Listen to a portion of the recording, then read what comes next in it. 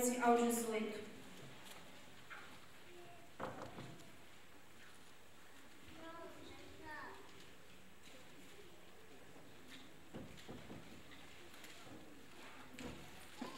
Eclesiastes, capítulo 9, versículo 14 ao 18.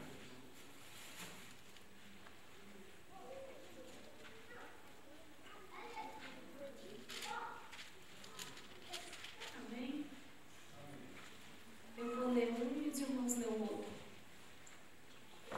Houve uma pequena cidade em que havia poucos homens. Veio contra ela grande rei, sitiou-a e levantou contra ela grandes baluartes. E vivia nela um sábio pobre, que livrou aquela cidade da sua sabedoria, e ninguém se lembrava daquele pobre homem. Então disse eu: melhor é a sabedoria do que a força, ainda que a sabedoria do pobre é desprezada, e as suas palavras não são ouvidas.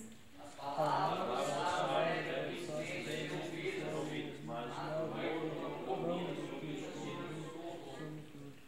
Melhor é a sabedoria do que as armas de guerra, mas um só pecador destrói muitas coisas.